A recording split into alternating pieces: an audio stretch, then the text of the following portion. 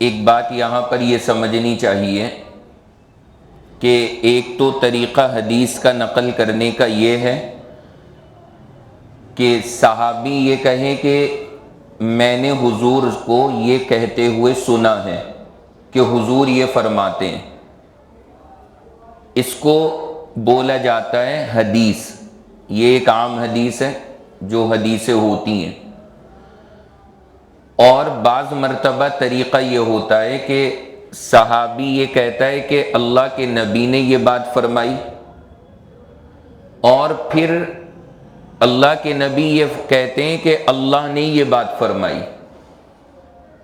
یعنی آگے جو بات حضور نقل کر رہے ہیں وہ اللہ کی جانب نسبت کرتے ہیں اس کی، کہ اللہ تعالیٰ یہ بات فرماتے ہیں۔ تو اگر حضور اللہ کی جانب نسبت کر دیں کسی بات کی اور یہ کہیں کہ اللہ یہ فرماتا ہے، تو پھر اس حدیث کو بولا جاتا ہے حدیث قدسی۔ شریعت کی زبان میں وہ حدیث قدسی کہلاتی ہے۔ تو یہ لفظ ہم سب کو ذہن میں رکھنا چاہیے کہ شریعت میں پھر اس کے لیے یہ خاص لفظ استعمال ہوگا، حدیث قدسی، یعنی جس میں خالی اللہ کے نبی کا ارشاد نہیں بلکہ اللہ کے نبی کا، پھر اللہ کے نبی اللہ کا ارشاد نقل کر رہے ہیں۔ تو اس وقت جو حدیث میں سنا رہا ہوں یہ حدیث قدسی ہے کہ اللہ کے نبی نے فرمایا کہ اللہ کہتے ہیں کل عملی ابن آدم لہو الا الصیام۔ کیا فرماتے ہیں اللہ تعالیٰ؟ کہ انسان کا جو بھی عمل ہے وہ اس کے لیے ہے۔ کیا مطلب؟ یعنی آپ جو بھی عمل کر رہے ہیں وہ آپ اپنے لیے کر رہے ہیں۔ نماز آپ پڑھ رہے ہو اپنے فائدے کے لیے، زکوٰۃ آپ دے رہے ہو اپنے لیے، حج کر رہے ہو اپنے لیے۔ اللہ نے فرمایا جتنے اعمال ہیں نا آپ کے، وہ سب آپ کے اپنے لیے ہیں۔ لیکن آگے جو جملہ فرمایا الا الصیام، مگر روزہ، فإنہ لی۔ اللہ فرماتے ہیں کہ روزہ یہ جب انسان رکھتا ہے تو وہ اپنے لیے نہیں، وہ میرے لیے ہے۔ آپ اس جملے سے روزے کی عظمت کا ذرا اندازہ لگائیے۔ اللہ تعالیٰ نے جو انداز یہاں اختیار کیا اور جو ترتیب اللہ نے کہی، کتنی پیاری ترتیب ہے۔ روزہ اللہ کہہ رہے ہیں کہ نماز آپ کی اپنے لیے، زکوٰۃ آپ کی اپنے لیے، حج آپ کا اپنے لیے، عمرہ آپ کا اپنے لیے، لیکن روزہ رکھو گے آپ، لیکن اللہ کہتے ہیں یہ میرے لیے۔ نیت تو ہم ساری عبادتوں میں واسطے اللہ کے کرتے ہیں، لیکن اللہ روزے کو خاص طور سے کہہ رہے ہیں تم نہ کہو، میں خود کہہ رہا ہوں یہ میرے لیے۔ تو یہ بہت بڑی فضیلت ہے روزے کے لیے، اور بہت بڑا انعام ہے روزے داروں کے لیے کہ اللہ نے ہمیں وہ عبادت کرنے کا موقع دیا، الحمدللہ، جس عبادت کو اللہ نے خاص اپنے لیے فرمایا کہ یہ چیز بس میرے لیے خاص ہے۔ اور آگے فرمایا وَأَنَا أَجْزِي بِهِ، یہ بھی بڑا پیارا جملہ ہے۔ اللہ فرماتے ہیں وَأَنَا أَجْزِي بِهِ۔ ایک تو بات یہ کہ روزہ یہ اللہ کے لیے ہو گیا، اور جب اللہ کے لیے تو اللہ تعالیٰ فرماتے ہیں کہ وَأَنَا أَجْزِي بِهِ۔ اب جب اللہ کے یہاں پر بدلہ دینے کا حساب کتاب کا سلسلہ شروع ہوگا تو اللہ تعالیٰ نماز کا بدلہ، بھائی کہ اس کو اتنی نیکیاں ملنی ہے فرشتوں دے دو اسے، زکوٰۃ کا دے دو، حج کا دے دو، سب فرشتے دے رہے ہیں۔ لیکن روزے کے لیے اللہ تعالیٰ فرما رہے ہیں وَأَنَا أَجْزِي بِهِ، اس کا بدلہ میں خود دوں گا، اس کا انعام بھی اللہ تعالیٰ خود سے دیں گے۔ اور ظاہر سی بات ہے جب اتنا بڑا اس رب کا مقام ہے اور وہ ذات اتنی عظیم ہے تو اب وہ کیا کچھ دے گی وہ ہم سوچ بھی نہیں سکتے۔ مطلب میں اور آپ کسی کو کچھ دیں تو ایک لمٹ ہی ہوگی جو ہماری حیثیت ہے ہم اس کے مطابق ہی دے سکتے ہیں، اور جو رب العالمین ہے جب وہ یہ کہے کہ نہیں میں دوں گا اس کا انعام، میں کسی سے دلواؤں گا بھی نہیں، تو پھر تو کیا کچھ ملے گا بندہ سوچ نہیں سکتا۔ اس وجہ سے کہا جاتا ہے کہ بہت بڑی سعادت ہے اگر اللہ نے ہمیں رمضان دیا اور پھر ساتھ میں اللہ نے روزے کی توفیق دی ہے، یہ بہت بڑا انعام ہے اللہ کا۔ تو اللہ تعالیٰ فرما رہے وَأَنَا أَجْزِي بِهِ۔ اس حدیث پاک کا جو یہ لفظ ہے اس کو علماء نے ایک دوسرے انداز میں بھی پڑھا ہے، وَأَنَا أُجْزَى بِهِ۔ اگر آپ اس کو پڑھیں گے وَأَنَا أُجْزَى بِهِ تو اس کا ترجمہ کچھ اور ہوگا، زبردست ترجمہ۔ پھر مطلب یہ ہوگا حدیث کا کہ آپ کے سارے اعمال آپ کے لیے ہیں لیکن روزہ تو اللہ کے لیے، اور روزے کا بدلہ کیا ہے؟ وَأَنَا أُجْزَى بِهِ، ترجمہ اس کا ہوگا کہ روزے کا بدلہ خود اللہ تعالیٰ ہے، یعنی جس بندے نے روزہ رکھا اللہ ہی اس کے ہو گئے۔ اب تو اب تو کوئی کسر رہی نہیں گئی، اب وہ دینے دلانے کا جو معاملہ تھا نا وہ بھی اب پیچھے رہ گیا۔ اللہ کہہ رہے ہیں میں ہی اس کا ہوں، بس اللہ ہو گئے اس کے، جس کے اللہ ہو جائیں پھر اس کو کیا غم ہے، کسی چیز کی کیا ٹینشن ہے۔ تو بندے کو ذرا یہ احادیث میں اس لیے عرض کر رہا ہوں کہ ہم پڑھتے ہیں سنتے ہیں ان احادیث کو لیکن غور نہیں کرتے کہ کتنی بڑی فضیلتیں سنائی جا رہی ہیں، کیا کچھ دیا جا رہا ہے ہمیں ان عبادات پر۔ تو خالی روزہ مت رکھیے، یہ سوچ کر کے رکھیے جو چیزیں آپ یہ سن رہے ہیں۔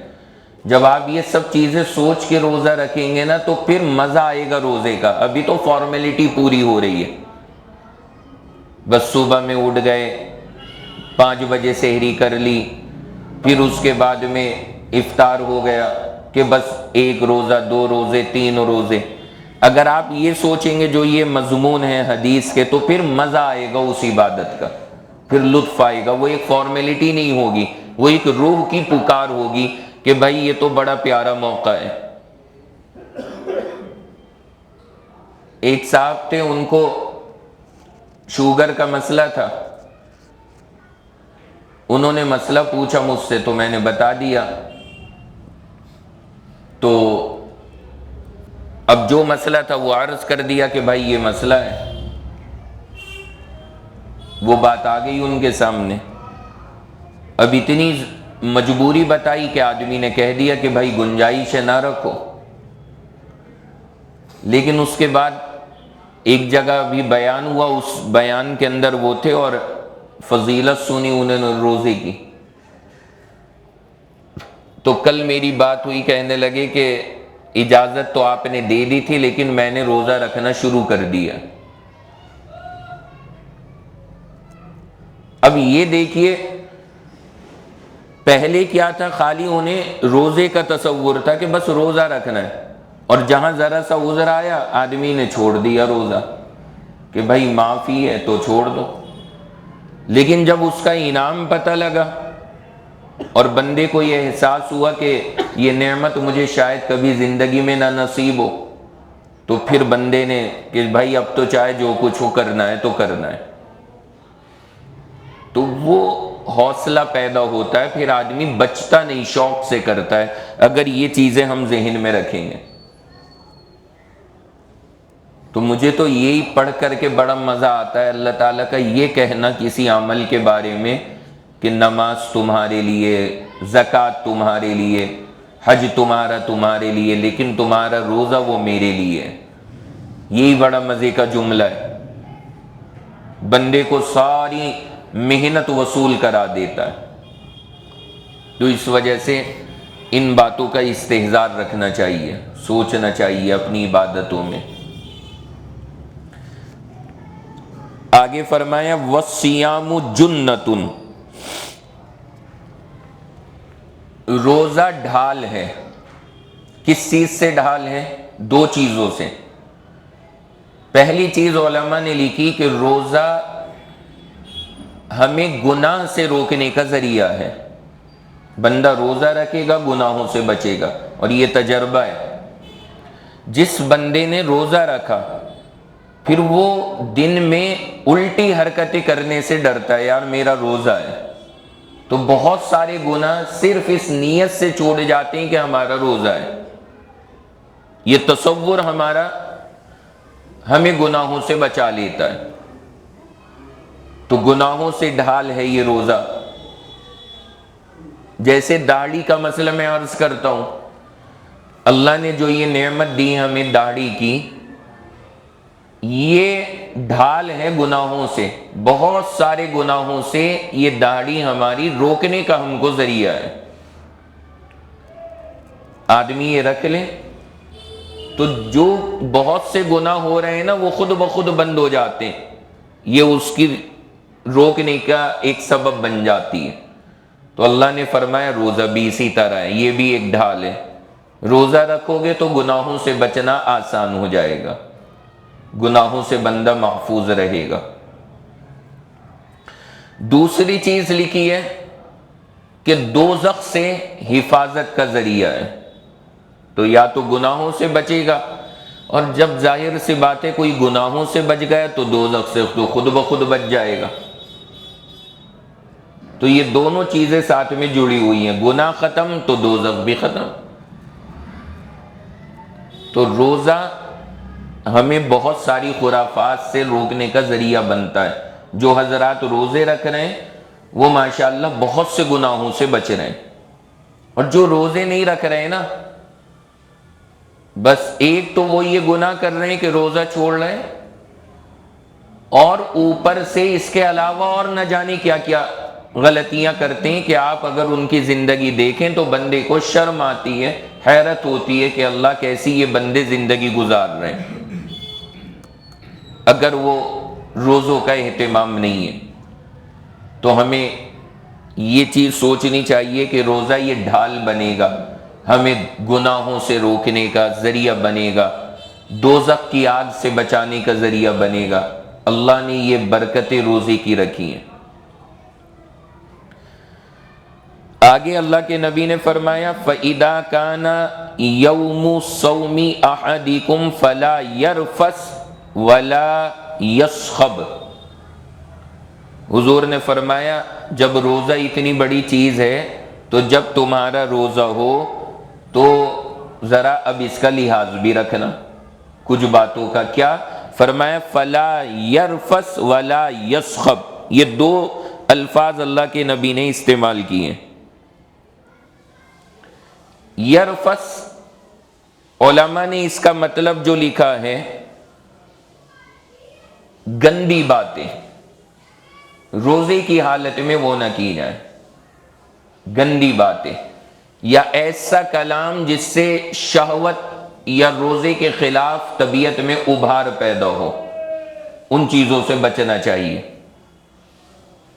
ایسا کام کوئی نہ کریں، ایسا عمل کوئی نہ کریں.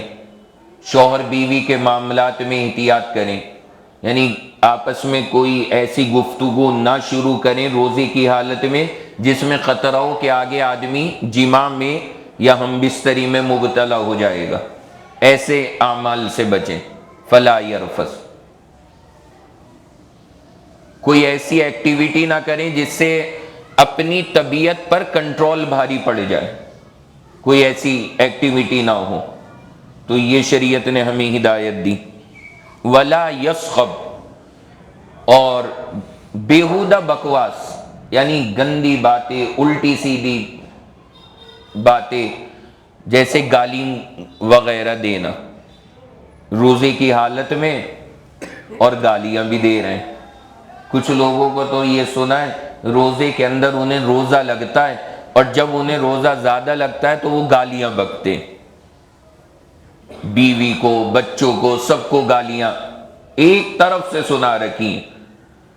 کچھ گھروں میں ایسے ایسے لوگ ہیں کہ گھر والے کہتے ہیں کہ اب 2 بج گئے، اب 2 بجے کے بعد ان سے کوئی بات نہ کرو، اب ان کا ٹیمپریچر ہائی ہے اس ٹائم، اگر کوئی سیدھی بھی بولے گا نا تو یہ الٹی سمجھیں گے اور گالیاں بکیں گے، 2 بجے کے بعد افطار تک ان کے پلے نہ پڑو۔ تو اگر اللہ نہ کرے ہم ایسی بدتمیزیاں کر رہے ہیں روزے کی حالت میں، تو پھر اس روزے کا فائدہ نہیں ہے۔ اس روزے کا تو نفع ہمیں جب ہی ہے نا جب ہم اس طرح کی چیزوں سے اپنے آپ کو بچائیں۔ تو روزہ رکھ کر ہم نے کس پر احسان کیا؟ یہ تو اللہ نے ہمیں عبادت کی توفیق دی ہے۔ ہم نماز پڑھ رہے ہیں، نماز پڑھنے میں اگر ہم گالیاں دینے لگیں 1 رکعت پڑھنے کے بعد، تو جو ہماری 1 رکعت ہوئی ہے نا وہ بھی قبول نہیں ہے اللہ کے یہاں، اگر ہم نے گالی دی۔ تو روزہ بھی تو ایک فرض ہے نا، اس فرض کو ہم ادا کر رہے ہیں اور بیچ میں گالیاں بھی دے رہے ہیں، تو کیسے قبول ہوگا؟ کیسے وہ اللہ کے یہاں پہ منظور ہو جائے گا؟ اس لیے اپنے آپ کو بچائیں، ایسی باتیں اپنی زبان سے نہ نکالیں۔ غصہ تو یقیناً آتا ہے، بعض لوگوں کو بھوک بھی زیادہ لگتی ہے، اس کی وجہ سے طبیعت میں بے چینی بھی ہوتی ہے، لیکن نہ سنائیں گالیاں کسی کو، کیا فائدہ، اپنا روزہ خراب ہوگا، تو وہ نہ کریں۔ آگے اللہ کے نبی نے فرمایا فَإِن سَابَّهُ أَحَدٌ أَوْ قَاتَلَهُ فَلْيَقُلْ إِنِّي صَائِمٌ۔ یہ بڑا پیارا جملہ، حضور نے کہا اگر کوئی تمہیں گالی دے ہی رہا ہے، بعض مرتبہ بنا ہی وجہ کوئی آ کر کے ٹشن شروع کر دیتا ہے، آپ کچھ نہیں کر رہے ہیں، وہ آ کے بنا وجہ آپ کو چھیڑ رہا ہے، بنا وجہ آپ کو تنگ کر رہا ہے اور آپ کو غصہ آ رہا ہے، تو اللہ کے نبی نے کہا گالی نہ دینا، فَلْيَقُلْ إِنِّي صَائِمٌ، اس سے یہ کہہ دینا بھائی میرا روزہ ہے، میں اس ٹائم جو ہے نا ریپلائی نہیں کر سکتا، میں اپنا روزہ نہیں ضائع کروں گا۔ تو اللہ کے نبی نے کہا صاف کہہ دو میرا روزہ ہے۔ یہ اس لیے ارشاد فرمایا تاکہ کہیں ایسا بھی نہ ہو کہ سامنے والا یہ سمجھے یہ دبرا زیادہ آدمی کہے جواب تو میں سارے دے سکتا ہوں اور بہت بڑھیا والے آتے ہیں، لیکن بس میرا ذرا روزہ ہے اس لیے میں چپ ہوں، تو یہ جملہ کہہ دیا کریں جب کبھی بھی یہ مسئلہ ہو۔